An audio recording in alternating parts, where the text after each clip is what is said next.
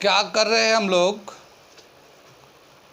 वही जो हम लोग करते, कहते और सुनते आ रहे हैं। क्या? कि ध्यान में ही ज्ञान है। जो देगा ध्यान उसी को मिलेगा ज्ञान, और जितना देगा ध्यान उतना ही मिलेगा ज्ञान। ठीक है, मैं साबिर अलीग और आप देख रहे हैं ILCC अलीग क्लासेस, और हम लोग आज शुरू करेंगे फिज़िक्स 11th क्लास वेव। ठीक है, इसको शुरू करने जा रहे हैं। ठीक है ना? तो क्या दे रखा है? वेव। लिखते हैं हम लोग वेव को, ये है वेव। वेव को कैसे डिफाइन करते हैं? एक डेफिनेशन दे रखा है वेव का, अ डिस्टर्बेंस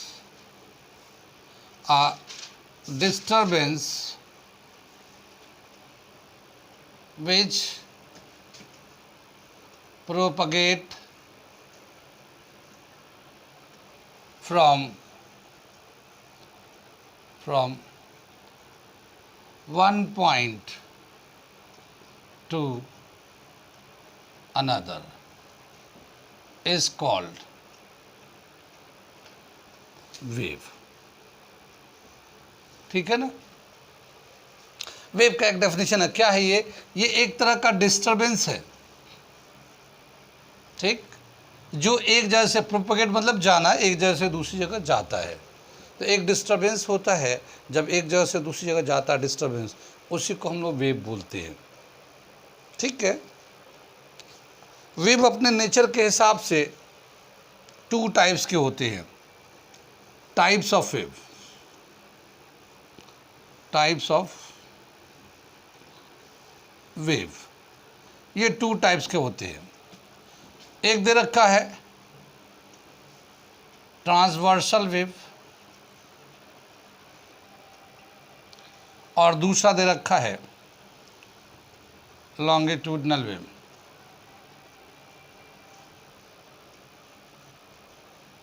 ठीक है, ट्रांसवर्स वेव को कैसे डिफाइन करेंगे? डेफिनेशन दे रखा है ट्रांसवर्सल वेव का, और wave which propagate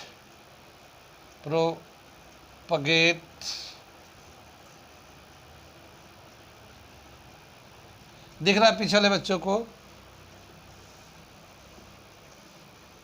A wave which propagate in the form of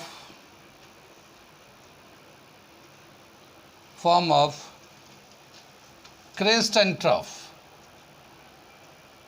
crest and trough is called transversal wave। ठीक,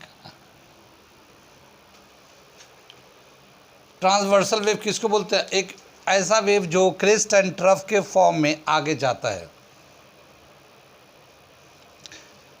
ट्रांसवर्सल वेव अगर हम लोग बनाते हैं, इसको डायग्राम बनाते हैं, तो ये हमारा एक इस तरह से चलता है ये। ठीक है ना? ये इस तरह से चलता है। ये ऊपर को हम लोग क्रेस्ट बोलते हैं, नीचे को हम लोग ट्रफ बोलते हैं। कितनी बात सुने? Crest trough. ये जो एक्सिस है, इसके ऊपर जितने हाईएस्ट पीक है, इसको हम लोग क्रेस्ट बोलते हैं, नीचे वाले को ट्रफ बोलते हैं। ठीक, आगे चलते हैं हम लोग। ये जो डिस्टर्बेंस है, वेव जो है, अगर हम लोग कॉमन लैंग्वेज में अगर हम लोग समझना चाहें कहाँ कहाँ वेव होता है, तो वेव का जो एग्जाम्पल दे रखा, जैसे मैं बोल रहा हूँ, मेरी आवाज़ आपको सुनाई दे रही है, लेकिन मेरी आवाज़ कैसे सुनाई दे रही है? क्योंकि मैं एक मीडियम को डिस्टर्ब कर रहा हूँ। हम लोग कहाँ पे रहते हैं? हवा के समंदर में, एज यूजुअल हम जानते हैं। ठीक है ना? जब ध्यान देंगे तो ज्ञान मिलेगा कि हम लोग कहाँ पे रहते हैं, हवा के समंदर में रहते हैं, ठीक है ना। हवा कितना इम्पॉर्टेंट है ये तो जानते ही हम लोग, देखा तो नहीं है हवा को, पर उसे महसूस करते, उसकी वजह से हम लोग ज़िंदा हैं, ठीक है ना। हमारी ज़िंदगी इस हवा पे है जिसे हम देख नहीं पा रहे हैं, कितनी बात सुनिए। तो वो सारी चीज़ें जो बहुत लाइफ के लिए इम्पॉर्टेंट है, उसके बिना ज़िंदा रहना मुश्किल है, वो ज़्यादातर ऐसे हैं जिसे हम देखते नहीं हैं, जिसे रूह को कोई देखा नहीं। पर रूह निकल जाए तो आदमी का दम निकल जाए, नहीं, पर देखा किसी ने नहीं। हमारे ज़िंदा रहने के लिए हमारे बॉडी का और सोल का एक कॉम्बिनेशन है। क्या? एक बॉडी है, एक सोल है, यानी कि रूह है, और एक जिस्म है। उन दोनों का कॉम्बिनेशन में हम लोग हैं, ज़िंदा है, हर तरह की एक्टिविटी कर रहे हैं। कितनी बात सुन में। तो इसी तरह से ध्यान जब देंगे तो इस दुनिया में क्या चीज़ है, कैसे है और कैसे बना हुआ, उसके बारे में ज्ञान मिलेगा। वो लोग जो लोग ध्यान दे रहे हैं उन्हें ज्ञान मिल रहा है, ठीक है ना। और ऐसा नहीं है कि एक पढ़ने लिखने में ही ध्यान देना है, हर काम के लिए ध्यान की ज़रूरत होती है। एक चोर भी है ना, जब वो चोरी करने जाता है तो अपने प्लान को चेकआउट करता है और ध्यान देता है कि मुझे कैसे कैसे किसी के घर में जाना है और कैसे हम निकलेंगे, अगर ऐसा हुआ तो कैसे करेंगे, ऐसा हुआ तो कैसे करेंगे। उन सारे पैरामीटर्स को जब चेक करके और उसका सोल्यूशन बनाता है, तभी वो सक्सेसफुल हो जाता है अपने मिशन में, चाहे वो गलत ही क्यों ना कर रहा हो, पर उसको एक ध्यान की ज़रूरत है। ऐसे ही कोई भी आदमी किसी भी काम में है, पढ़ने में है, स्पोर्ट्स में है, बिज़नेस में है, जॉब में है, कंपटीशन की तैयारी कर रहा है, उससे ध्यान देना ही पड़ेगा अपने काम के लिए। मान लो हम लोग कंपटीशन की तैयारी कर रहे हैं, तो हमारे पास कितने दिन हैं, हम दिन में कितना पढ़ रहे हैं, कौन सा सब्जेक्ट पढ़ रहे हैं, कौन सा चैप्टर पढ़ रहे हैं, कितना क्वेश्चन आता है, कैसा क्वेश्चन आता है, उनको ध्यान से देखेंगे, समझेंगे, फिर उसी के हिसाब से हमें ज्ञान मिलेगा कि हमें कैसे तैयारी करनी चाहिए, कितना टाइम लगाना है, कितना टाइम है।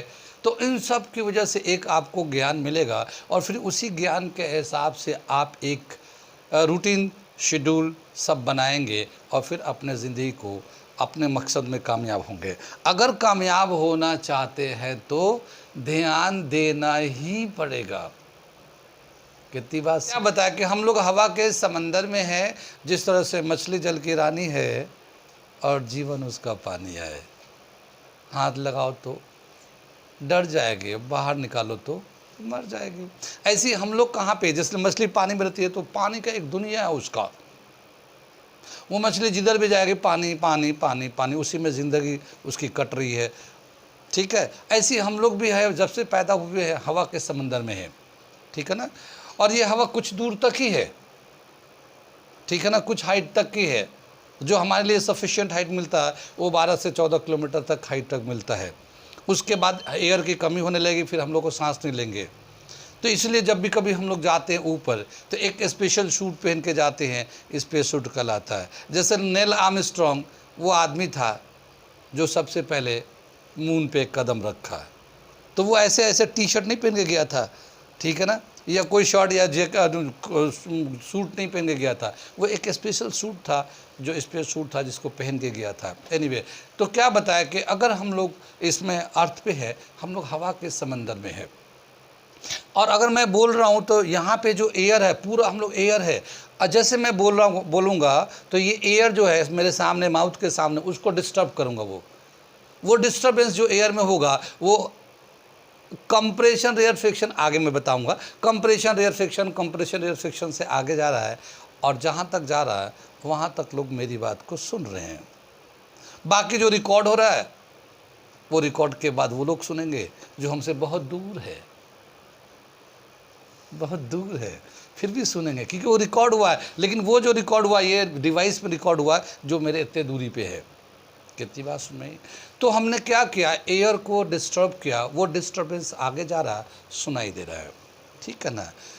जैसे पानी है, एक स्टैंडिंग मोटर होता है, ठहरा हुआ पानी है, पानी में पत्थर मारेंगे तो पानी में एक लहर से बनती है ऐसे, अप्स डाउन, रिंग के फॉर्म में वो आगे की तरफ बढ़ता जाता है, छोटा रिंग बड़ा रिंग बड़ा रिंग बड़ा रिंग बड़ा रिंग, ऐसे बनते हुए जाता है।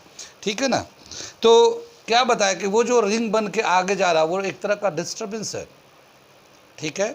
तो वेव क्या है, एक डिस्टर्बेंस है। जब किसी एक मीडियम को हम लोग डिस्टर्ब करते हैं वो डिस्टर्बेंस ही आगे जाता है, और जैसे जैसे आगे जाता, जहाँ तक जाता वहाँ तक वो दिखता है।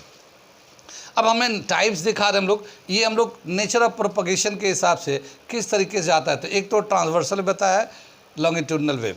ट्रांसवर्सल का डेफिनेशन दिया हम लोगों ने, इस तरह से जाता है एक वेव। और इसका जो एग्जाम्पल है ट्रांसवर्सल वेव जो ये इस तरह से जाता है, इसमें जो कॉमन एग्जाम्पल है वो है लाइट। एग्जाम्पल्स लेते हैं हम लोग, लाइट है, ठीक है ना, लाइट है या रेजेस है, कोई भी रेज हो, वो सभी रेज जो है ना ट्रांसवर्सल नेचर का होता है। रेज में जैसे आता है एक्सरे है, गामा रे है, बीटा रेज है, ठीक है ना, कॉस्मिक रेज है, कॉस्मिक रेज है, और भी दूसरे जैसे इंफ्रारेड रेडिएशंस हैं, अल्ट्रावायलेट रेज है, ठीक है ना। ये सारे रेजेस जो है ना नेचर के हिसाब से ट्रांसवर्सल नेचर के होते हैं, ये क्रेस्ट एंड ट्रफ के फॉर्म में चलते हैं। ठीक है ना। ये तो ट्रांसवर्सल वेव हो गया। लॉन्गिट्यूडनल वेव देखते हैं हम लोग कैसे प्रोपेगेट करता है, कैसे डिस्टर्बेंस जाता है। यहाँ मिटा दूँ मैं जरा सा, तो ये मैं मिटा रहा हूँ यहाँ से।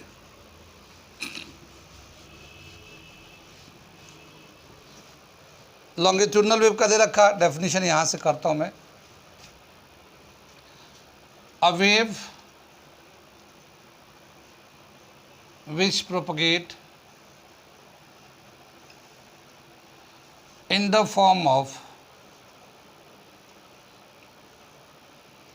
compression and rarefaction, compression and rarefaction is known as longitudinal wave, longitudinal wave. ठीक है। इसका कॉमन एग्जाम्पल जो है साउंड है, जो हमारा साउंड का प्रोपगेशन होता है, ठीक है ना, ये हमारा कॉमन एग्जाम्पल है। और भी है, बहुत सारी जगह पे मिलते हैं, बताएंगे उसको, लेकिन ये अभी कॉमन एग्जाम्पल साउंड है।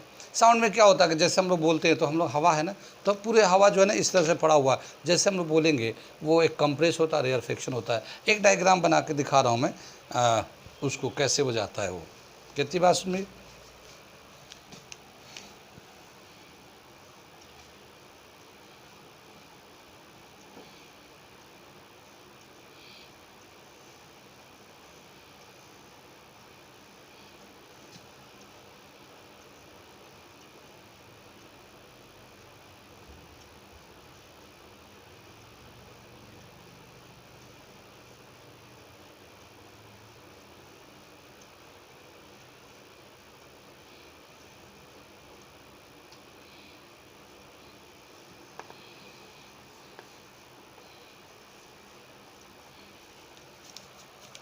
यहाँ पे इसको बोलते हैं कंप्रेशन, और इसे बोलते हैं रेयरफेक्शन। कितनी बात सुनी। तो ये जैसे हम लोग एयर में जब बोलेंगे तो जहाँ पे बिल्कुल एयर जो है ना बहुत क्लोज आ जाते हैं वो हमारा कंप्रेशन सेक्शन कहलाता है, और जो सर्टेन डिस्टेंस पे रहते हैं वो रेयरफेक्शन कहलाता है। क्या बताते कि इस तरह से जो साउंड जो है ना प्रोपेगेट करता हमारा, जहाँ कंप्रेशन होता है वहाँ पे density of the medium increases, density of the medium increases. ठीक है ना, कंप्रेशन पे। और रेयरफेक्शन के पास जो होता है,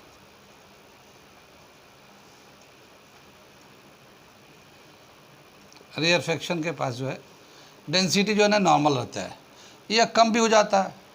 density of medium is less than normal, normal से कम हो जाता है, रेयर फ्रिक्शन से दूर दूर हो जाता है। ठीक है, कितनी बात सुन में। जैसे हम लोग ये तो साउंड में देखा, अगर कॉमन एग्जांपल में देखना चाहते हैं कॉमन डेली डेज में क्या होता है, जैसे मान लेते एक बस है, हम लोग बस पे सफ़र कर रहे हैं, बस जो ना पूरी तरह से फुल है, पूरी खच खच भरा हुआ है। ठीक है ना, जो लोग बैठे हैं बैठे, जो लोग खड़े हैं सब लोग, कोई लोहे का रॉड से सामने आता है ऐसे पकड़ के खड़ा है, उसी पे झूल रहे हैं ऐसे ऐसे, कुछ लोग ऐसे हैं उसी पे सो रहे हैं। अब पूरा खच खच भरा हुआ है, ठीक है ना, पूरी आबादी, यानी जगह नहीं है। फिर ड्राइवर ने क्या हुआ कि सपोज कर ड्राइवर जो था किसी वजह से उसने सडनली ब्रेक लगा दिया। जब सडनली ब्रेक लगाएगा तो क्या होगा, हम लोग सब लोग आगे की तरफ गिरेंगे। क्या सब लोग आगे की तरफ गिर जाएंगे, और कुछ लोग गिर भी जाएंगे, कुछ लोग पकड़े होंगे तो खड़े रहेंगे, लेकिन ज़्यादातर लोग आगे की तरफ गिर जाएंगे। तो क्या होगा, एक के ऊपर एक दब जाएंगे, और अब बहुत जगह खाली हो जाएगा, क्योंकि सब लोग तो गिरे पड़े हैं तो जगह खाली हो जाएगा। ठीक है ना, लेकिन जब गिरे हैं तो एक के ऊपर एक, तो वहाँ पे एक काफ़ी दबाव में आ गए, वो कंप्रेशन सेक्शन कहलाएगा। फिर बाद में वो दोबारा से वापस आके अपने ओरिजिनल पोजीशन पे आएंगे वो। ठीक है ना, ओरिजिनल पोजीशन पे आएंगे।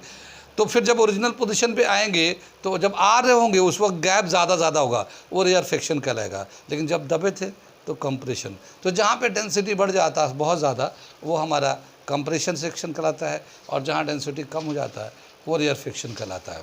तो साउंड जो है हमारा एक कंप्रेशन एंड रेयरफिक्शन के टर्म में चलता है। कितनी बात सुन रही, आगे चले। आगे दे रखा हमारा कि जो बहुत सारे टर्म्स है, किसी वेव को बताने के लिए उसके बहुत सारे टर्म्स होते हैं, बहुत सारे टर्मिनोलॉजी यूज़ करते हैं। जैसे एक वेव है तो उसका फ्रीक्वेंसी कितना है, वेवलेंथ कितना है, स्पीड कितना है, एम्पलीट्यूड कितना है, ये सारी चीज़ें हैं। तो क्या बताया कि उन सब टर्म्स को देखना चाहते हैं तो बताया गया कि इसमें कंप्रेशन और रेयरफिक्शन में किसी चीज़ को समझाने के लिए क्या होता है, हम लोग विजुअलाइज कराते हैं। क्या विजुअलाइज कराते हैं, यानी जैसे मैंने अभी बस का एग्जांपल दिया, तो ये हमें डेली डेली में होता है, तो हम देख के हाँ ऐसा होता है, फिर उसके बाद हम किसी बात को समझाएंगे तो समझ में आ जाएगा। तो क्या होता है कि हम लोग किसी भी बात को समझाने के लिए एक कॉमन एग्जाम्पल से, जो दिन में या डेली डेज में लोग देखते हैं, उससे उसको समझाएंगे तो वो समझ में आ जाता है। ठीक है ना, उसी को कहते हैं विजुअलाइज करना। तो अगर हम लोग ये फ्रीक्वेंसी है वेव का, वेवलेंथ है, स्पीड है, अगर हम लोग इस लॉन्गिट्यूडनल वेव के टर्म में दिखाना चाहेंगे तो ये विजुअलाइज थोड़ा सा मुश्किल हो जाता है। लेकिन इसी को अगर ट्रांसवर्सल वेव पे दिखाया जाए तो वहाँ से आसानी से समझ में आता है। तो क्या पता चला कि कुछ टर्म्स है, उस टर्म्स को हम बताने जा रहे हैं, लेकिन हम ट्रांसवर्सल वेव के हेल्प से बताएंगे उसको। लेकिन वो सारे टर्म्स लॉन्गिट्यूडनल वेव में भी एज इट इज़ यूज़ होता है, या उसका एप्लीकेशन है। तो हम लोग जा रहे हैं कुछ टर्म्स को समझने, और उसके बाद इसको उससे मैच कराने के लिए क्या दे रखा है, अगला टर्मिनोलॉजी। ठीक है ना, टर्मिनोलॉजी।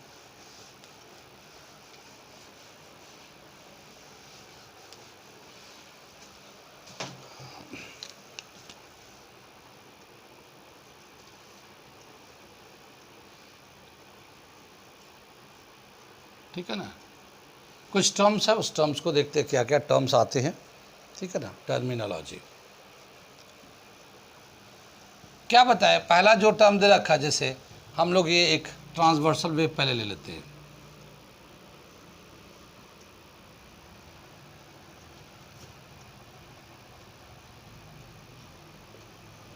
ठीक है, इसे हम लोग कहते हैं क्रेस्ट, इसे कहते हैं हम लोग ट्रफ।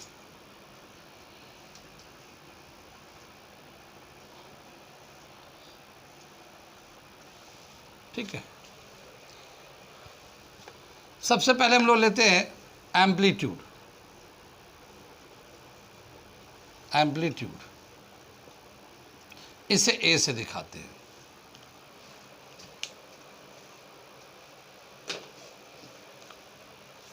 क्या बताया कि ये जो है, ये जो वेव जा रहा है ट्रांसवर्सल वेव, तो ये इसका मीन पोजीशन कहलाता है, और इसका सबसे जो मैक्सिमम डिस्टेंस होता है मीन पोजीशन से, ये मीन पोजीशन कहलाता है। और सबसे जो ज़्यादा डिस्टेंस है वो यहाँ पे है, ठीक है ना, तो इसको बोलते हैं एक्सट्रीम पोजीशन। और ये मैक्सिमम डिस्टेंस को ही बोलते हैं हम लोग एम्पलीट्यूड। सो क्या डेफिनेशन देते हैं, maximum distance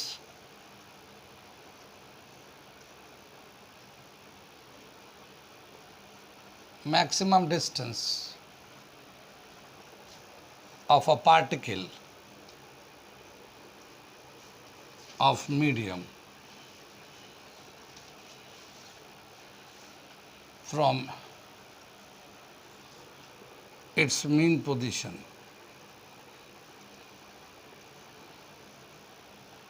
is called amplitude।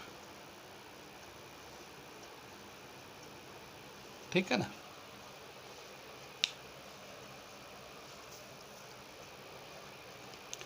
Maximum distance of a particle of medium from its mean position is called amplitude. ये जो वेव है, इस वेव को हम लोग पेंडुलम के मोशन से भी रिप्रेजेंट कर सकते हैं। अगर हम लोग पेंडुलम के मोशन से रिप्रेजेंट करें तो कैसे दिखाएंगे वो देख रहे हैं हम लोग। ये हमारा एक पेंडुलम है, ये इसका बॉब है, ये एक पर्टिकुलर वर्ड यूज़ करते हैं बॉब्स, ठीक है ना। ये इस पर अगर हम लोग फोर्स लगाते हैं तो ये जो बॉब है ये इधर की तरफ खदीजा जाता है ये, ठीक है ना, ऑसिलेशन में पूरा पढ़ा है इसको, ठीक है ना।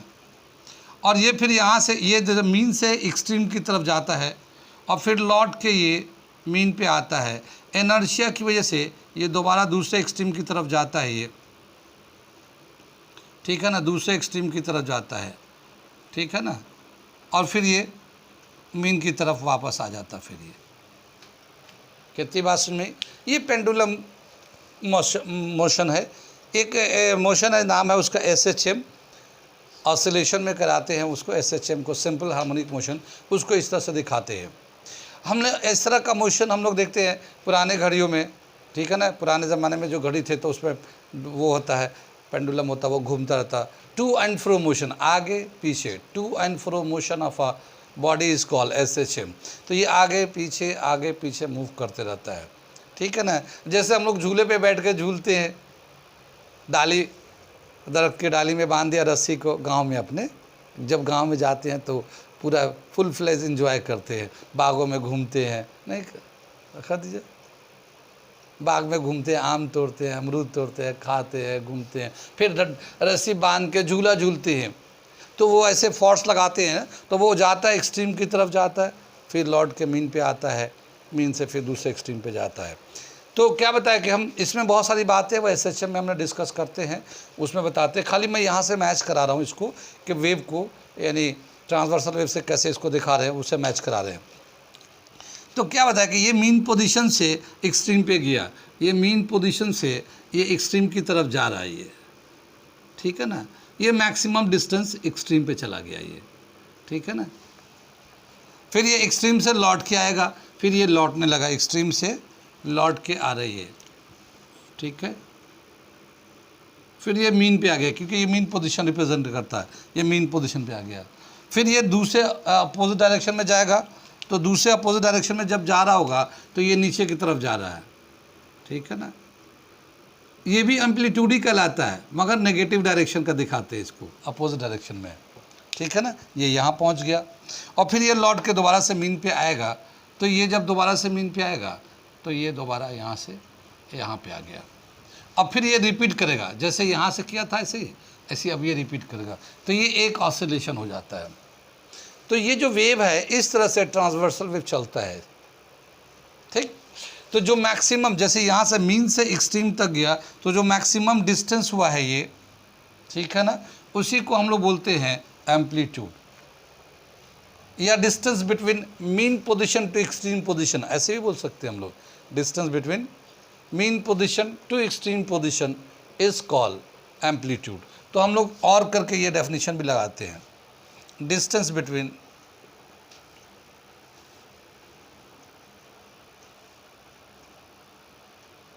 Mean position to extreme position is called amplitude.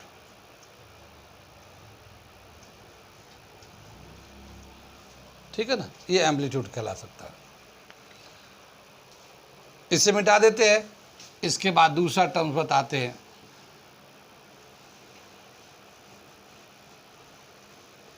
लिख लिए इसको, आगे चलते हैं। आगे दे रखा है इसमें वेवलेंथ, दूसरा टर्म लेते हैं वेवलेंथ। इसको लैम्डा से दिखाते हैं हम लोग, वेवलेंथ को लैम्डा से दिखाते हैं। और ये क्या होता है, यहाँ से यहाँ तक का जो डिस्टेंस है, क्रेस्ट टू क्रेस्ट या ट्रफ टू ट्रफ का जो डिस्टेंस है, तो distance between two consecutive trough और क्रेस्ट, डिस्टेंस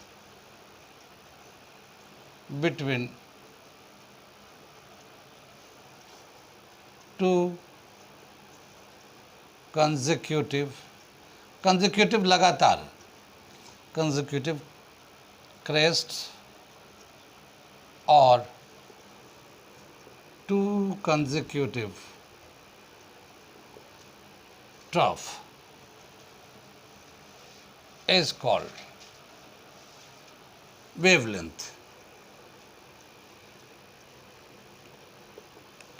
ठीक है ना, दो कंसेक्यूटिव क्रेस्ट का या दो कंसेक्यूटिव ट्रफ के बीच का जो डिस्टेंस होगा वो वेवलेंथ कहलाएगा। आगे दे रखा है इसमें टाइम पीरियड, टाइम पीरियड तीसरा लेते हैं, टाइम पीरियड।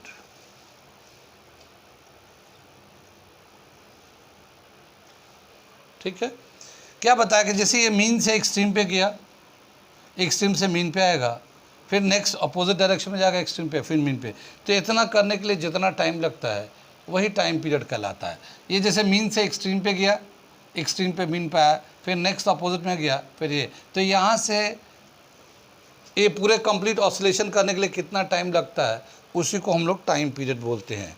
क्या लिखेंगे इसका, time taken to complete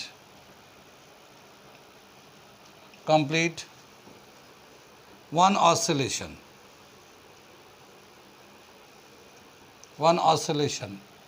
is called time period।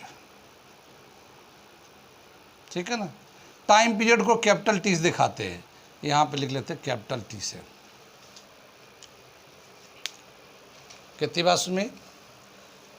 आगे चलते हम लोग देखते हैं फ्रीक्वेंसी।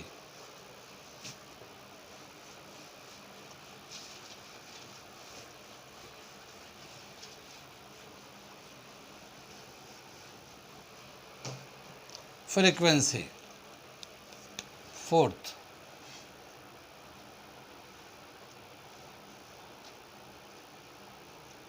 इसको दिखाते हैं न्यू से,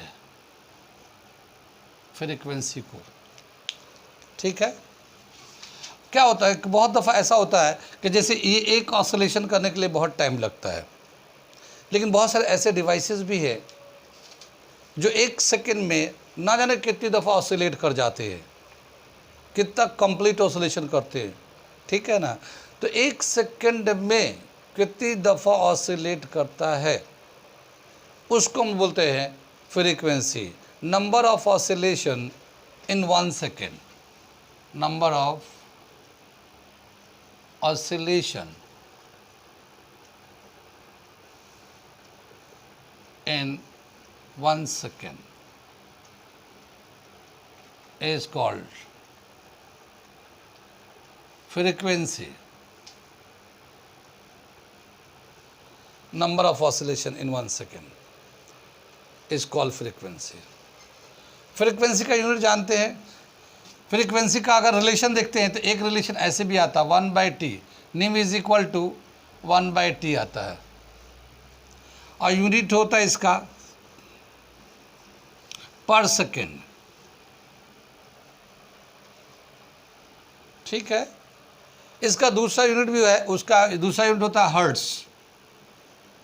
हर्ट्स एच जेड, शॉर्ट में देखते हैं एच जेड है, हर्ट्ज को। हर्ट्ज नाम है एक साइंटिस्ट का, पूरा नाम है उनका रुडोल्फ हर्ट्ज। देख लीजिएगा, स्पेलिंग हमारी ऐसी है, रुडोल्फ हर्ट्ज के नाम से। बताते ये 1857 में इनका डेट ऑफ बर्थ है।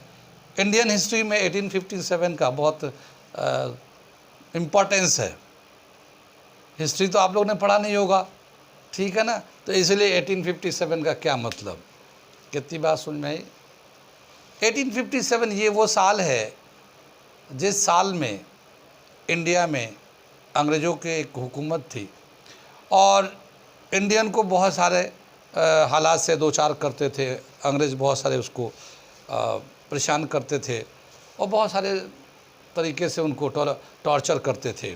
तो ये पूरे हिंदुस्तान में ये हुआ कि भाई अंग्रेज़ों को हिंदुस्तान से निकाला जाए।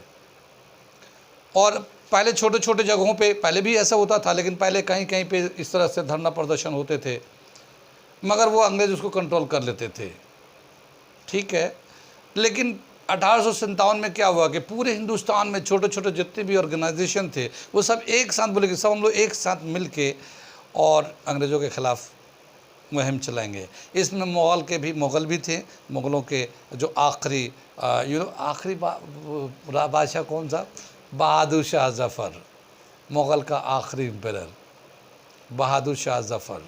ना किसी के आँख का नूर हूँ, ना किसी के दिल का चराग हूँ, जो किसी के काम ना आ सके, मैं वो एक मुश्त गुबार हूँ।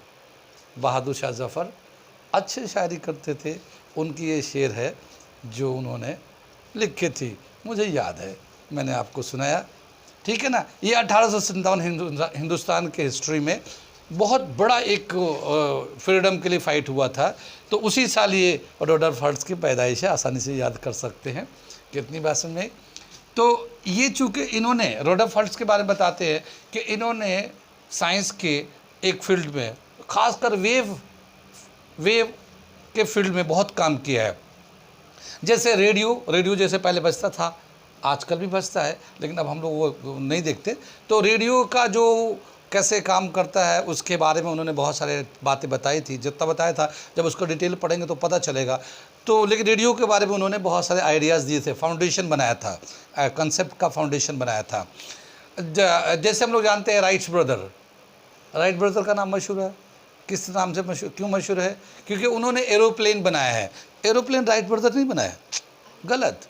राइट ब्रदर ने कंसेप्ट डेवलप किया कि हाँ ऐसा हो सकता है, लेकिन बाद के जो साइंटिस्ट थे उन्हीं कंसेप्ट को आगे लेके चले और उसी कंसेप्ट पे काम करते करते करते करते आज एरोप्लेन इस फॉर्म में है, ठीक है ना। लेकिन राइट ब्रदर को बोलते कि वो उन्होंने डिस्कवर किया था, लेकिन वो डिस्कवर एरोप्लेन नहीं बनाया था जो आज का है, वो नहीं था, वो एक कंसेप्ट डेवलप किया था। ऐसी रुडोल्फ हर्ट्ज की बातें बताते हैं कि इन्होंने कंसेप्ट डेवलप किया था कि रेडियो कैसे चलेगा या क्या होगा, या टेलीग्राम है, टेलीफोन है, टेलीविज़न है।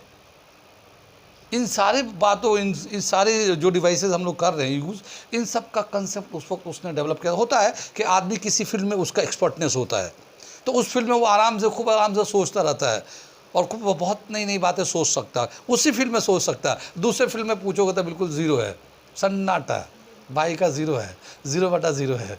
लेकिन उस फील्ड में पूछोगे तो बहुत अच्छा बताएगा वो, क्योंकि वो उस फील्ड का एक्सपर्ट है, क्योंकि वो उसका लाइफ जो है ना उसी तरह काम में लगा रहा है। और एक सर्टेन स्टेज के बाद उसके में बहुत सारे नए नए उसके आइडियाज़ उसमें आने लगे हैं। वो ध्यान में ज्ञान है ना, वो तो उस फील्ड में ध्यान देता रहे तो उसको उसमें ज्ञान बहुत अच्छे खर्च करते हैं। तो हर आदमी हर फील्ड में एक्सपर्ट नहीं हो सकता, किसी एक पर्टिकुलर फील्ड में बहुत अच्छा एक्सपर्ट हो सकता है। हाँ, दूसरे फील्ड में थोड़ा सा आइडिया दे सकता है, पर एक्सपर्टनेस उस तरह का नहीं आएगा। एनीवे, तो इस तरह का इवन इन्होंने फोटो इलेक्ट्रिक इफेक्ट एक टर्म है, पढ़ेंगे 12th क्लास के फिजिक्स में भी है, फोटो इलेक्ट्रिक इफेक्ट। इन्होंने उसके बारे में भी फाउंडेशन दिया था, आइडियाज़ दिए थे।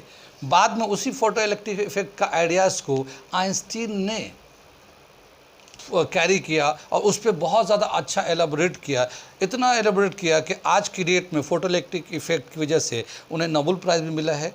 और उन्होंने बताया है कि आइंस्टीन ने बताया थे कि light has dual nature, light का डुअल कैरेक्टर होता है, वेव नेचर भी होता है, पार्टिकल नेचर होता है, ये आइंस्टीन ने बताया। लेकिन वो जो फोटो इलेक्ट्रिक इफेक्ट का जो कंसेप्ट था बेसिकली वो जनरेट इन्होंने किया था। कितनी बात सुन में। तो रडोल्फ हर्ट्ज का इस तरह के वेव से रिलेटेड फील्ड में बहुत अच्छे खासे इनिशियली आइडियाज़ दिए हैं उन्होंने, और इसीलिए यहाँ पे फ्रीक्वेंसी का यूनिट पर सेकंड तो होता ही है, हर्ट्ज के नाम को बाकी रखने के लिए हर्ट्ज भी आता है, ठीक है ना, क्योंकि वो फ्रीक्वेंसी जो है जितने भी वेव हैं उन सब में फ्रीक्वेंसी का रोल है। कितनी बात है। जैसे मैं अगर मेरी आवाज़ आपको सुनाई दे रही है तो ये एक वेव है, और जो वेव है ना इसकी एक फ्रीक्वेंसी है, साउंड वेव की भी अपनी एक फ्रीक्वेंसी होती है, और जितना फ्रीक्वेंसी होगा उसी हिसाब से उसकी स्पीड होता है। जितना ज़्यादा फ्रीक्वेंसी होगा उतना ज़्यादा स्पीड होगा। फ्रीक्वेंसी का मतलब क्या हुआ, number of oscillation in 1 second, एक सेकेंड में कितनी दफ़ा ऑसिलेट करता है। जो जितना ज़्यादा ऑसिलेट करेगा उतना दूर जाएगा, कितनी बात सुनी, और उसकी स्पीड ज़्यादा होगा, और कम स्पीड है तो उसकी फ्रीक्वेंसी कम है। मर्दों की आवाज़ की फ्रीक्वेंसी कम है, लेडीज़ की आवाज़ की फ्रीक्वेंसी ज़्यादा है, क्योंकि वो फ्रीक्वेंसी उनकी दूर तक, लेडीज़ की आवाज़ होगी तो बहुत दूर तक और शार्प सुनाई देता है। मर्द की आवाज़ में डलनेस है, डलनेस माने मोटापन है वो, ठीक है ना। वो जो पिच है, पिच इनका क्लियर नहीं होता, ठीक है ना। लेकिन लेडीज़ की आवाज़ में पिच बहुत साफ आता है। जब इंग्लिश की अगर स्पीच हो तो कभी देखिएगा, जो इंग्लिश एक लेडीज़ की प्रोनाउंस कर सकते हैं इतना क्लियर वो सुनाई देगा, अगर अच्छी इंग्लिश जानती हैं तो। लेकिन मर्द कहेगा तो वो भी करेगा, लेकिन वो बात, वो क्लियरेंस, वो शार्पनेस लिटरेचर में या वर्ड्स में नहीं आएगा। तो वो फ्रीक्वेंसी का ही रोल होता है। कितनी बात सुनिए, आगे चले तो हर्ट्ज जो है यहाँ पे इसका यूनिट होता है। मैंने हर्ट्ज के बारे में बताया क्योंकि हर्ट्ज को भी याद रखेंगे, जिस तरह से न्यूटन को याद रखते हैं, हर जगह न्यूटन आ जाते हैं, तो इसी तरह से हर्ट्ज को भी याद रखें, क्योंकि मोबाइल जो हम लोग यूज़ कर रहे हैं ये सब वेव का, फ्रीक्वेंसी का ही तो रोल है। और इसका बेसिक कंसेप्ट जब जाएंगे तो हर्ट्ज के पास पहुँच जाएंगे। जैसे हम लोग अपने इस्लाम को पढ़ेंगे तो पीछे जाते जाते आदम पे पहुँच जाएंगे, नहीं भाई आदम से ही तो शुरू हुआ था, तो ऐसी इसके फील्ड में जाएंगे तो ये। कितनी बात समझ में, आगे चलते हैं। फ्रीक्वेंसी समझ में आ गया, आगे चलते हैं। बोला क्या, 5 स्पीड। स्पीड क्या दे रखा, distance travel by a wave in 1 second, distance travel by a wave in 1 second is called speed, ठीक है ना। स्पीड का अगर रिलेशन लिखेंगे हम लोग तो स्पीड का रिलेशन कैसे लिखेंगे, इसे मिटाते हैं हम लोग।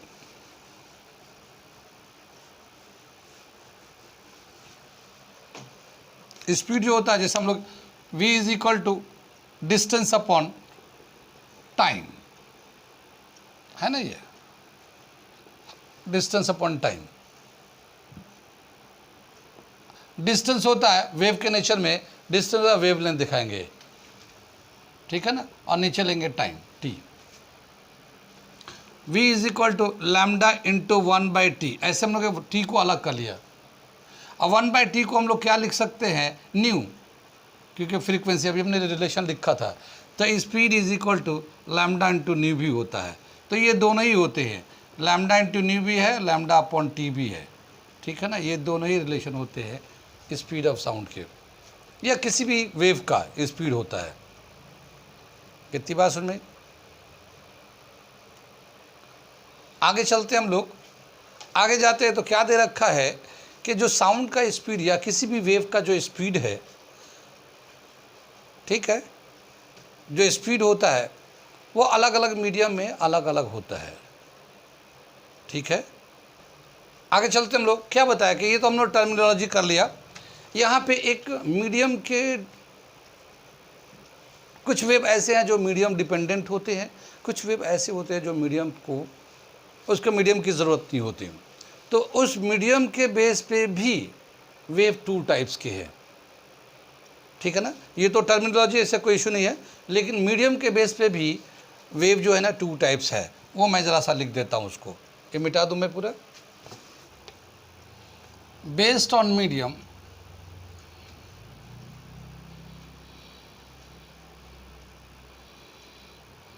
medium. Wave is of two types. Wave is of two types. ठीक है, एक बोला क्या, मैकेनिकल वेव,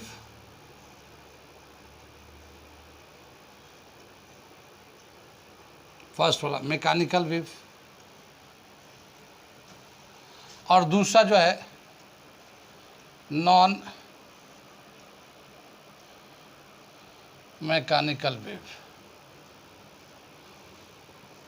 ये टू टाइप्स इसमें आते हैं। मैकेनिकल वेव को कैसे डिफाइन करेंगे, एग्जाम्पल देते हैं। मैकेनिकल वेव क्या बोला, a wave which needs medium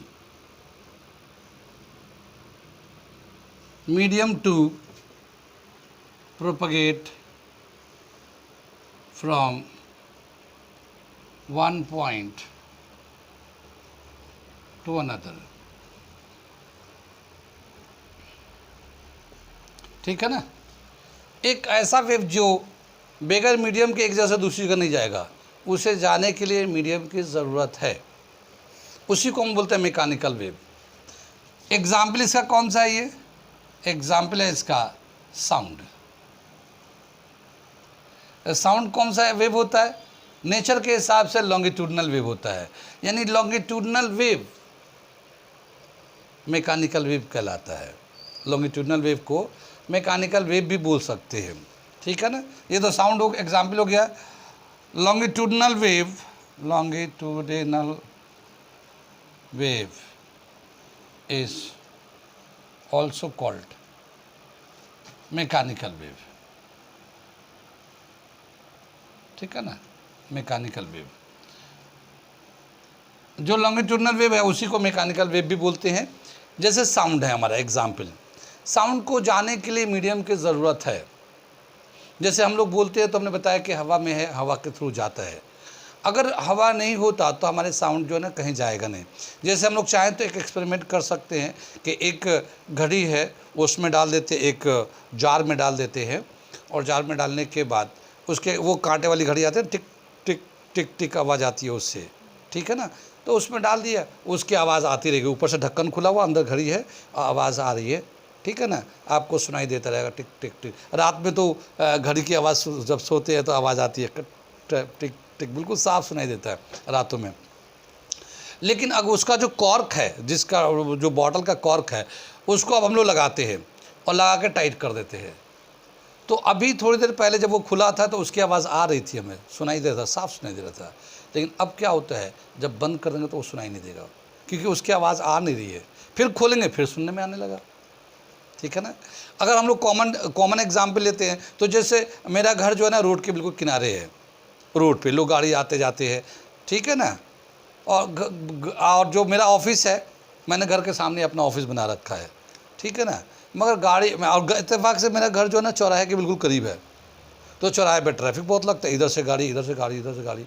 और जब गाड़ी लग जाते हैं तो हर तरह के लोग होते हैं, कुछ लोग तो इंतज़ार करते हैं क्लियर हो जाए, कुछ लोग तो सब्र ही नहीं होता उनका, हॉर्न पे हॉर्न बजाते रहते। ठीक है ना, और पता नहीं कैसे हवा में कूद के चले, उड़ के चले जाएंगे, इतने हॉर्न बजाते हैं कि आदमी को सर में दर्द होता है। लेकिन बताइए, वो तो एक बार बजा के निकल जाएगा, मेरे तो वहीं पे ऑफिस है, तो वो जब ट्रैफिक लगता है जब बजता है, ऐसे तो बजता ही रहता है, तो मैं तो पागल हो जाऊँगा। ठीक है ना, तो हमने उससे बचने के लिए क्या किया कि ग्लास डोर लगा दिया, गिलास से पैक करा दिया, ग्लास से दरवाजे की जगह पे ग्लास लगा दिया। और गर्मी के बचने के लिए एसी लगा दिया। कितनी बात समझ में? अब वहाँ पे दरवाज़ा खोलो, घाय घाय आवाज़ आ रही है, दरवाज़ा बंद कर दो, सन्नाटा, ऑफिस में कोई आवाज़ नहीं है। ऐसा होता है, आप ऑब्जर्व कर सकते हैं, ऐसा ही होता है। क्यों अब ये खोलते ही क्यों आवाज़ आ रही है, अब बंद कर देते फिर, क्योंकि वो जो आवाज़, जो साउंड जिसमें है, जिसमें नॉइज़ है, वो नॉइज़ को अंदर नहीं आ पा रहा, वो ग्लास पे ही रुक जा रहा है, बाहर से ही रुक के चला जा रहा है। तो इसलिए वो आवाज़ अंदर नहीं आने की वजह से वो हमें सुनाई नहीं दे रहा है, और अंदर के जो शांतिपूर्ण वो है, वो उसमें हम लोग जी रहे हैं, ठीक है ना, कितनी बात समझ में आई। और जैसे दरवाजे खोलेंगे फिर वो आवाज़ फिर तेज़ी से आएगा, ढाई ढाई, फिर जल्दी बंद करो, बंद करो, कितनी बात समझ में आई। तो आवाज़ को जाने के लिए मीडियम की ज़रूरत है, और जिसका मीडियम नहीं होगा तो फिर वो साउंड जाएगा नहीं। साउंड को मैकेनिकल वेव भी बोलते हैं, ठीक है ना। नॉन मैकेनिकल वेव, जिसको मीडियम की ज़रूरत नहीं है, it does not need any medium to propagate, ठीक है। तो मैं इसको यहाँ पे डेफिनेशन लिखता हूँ नॉन मैकेनिकल वेव का, ऊपर में लिख देता हूँ, ठीक है ना। नॉन मैकेनिकल वेव, ठीक है ना, the wave which does not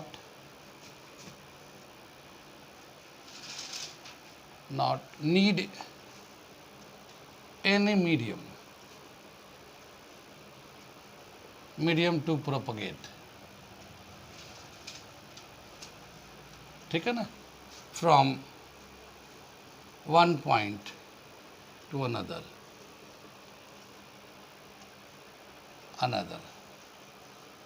is called non-mechanical wave,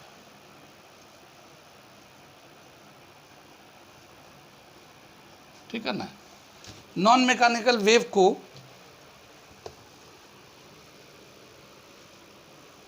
हम लोग इलेक्ट्रोमैग्नेटिक वेव भी बोलते हैं। इट इज ऑल्सो कॉल्ड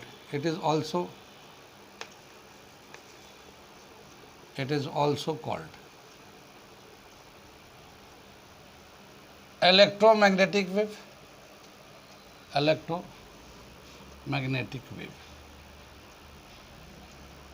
ठीक है ना, इलेक्ट्रोमैग्नेटिक वेव। इसका एग्जाम्पल क्या है, लाइट है। लाइट क्या है, ट्रांसवर्सल वेव होता है। तो ट्रांसवर्सल वेव जो है वही नॉन मैकेनिकल वेव होता है, ट्रांसवर्सल वेव, ठीक है ना। ये नेचर के हिसाब से तो ट्रांसवर्सल वेव होता है, लेकिन मीडियम के हिसाब से नॉन मैकेनिकल वेव है, इलेक्ट्रोमैग्नेटिक वेव है। अब जो लाइट आते हैं सन से आते हैं, जैसे सन से लाइट आ रहा है ना, क्या बताया कि जैसे लाइट सन से आ रहा है, और हम लोग बोलते हैं ना अर्थ के कुछ हाइट तक ही एयर है, उसके बाद तो वैक्यूम हो गया, तो पूरा वैक्यूम है तो फिर लाइट आएगी कैसे, मीडियम है नहीं तो नहीं। लाइट को मीडियम की ज़रूरत ही नहीं है वो, ठीक है ना। वो इलेक्ट्रोमैग्नेटिक वेव के फॉर्म में आता है। 12th क्लास में एक चैप्टर है इसी पे, इलेक्ट्रोमैग्नेटिक वेव पे, ठीक है ना, उस फॉर्म में ये आता है। कितनी बात में, तो ये दे रखा हमारा आगे।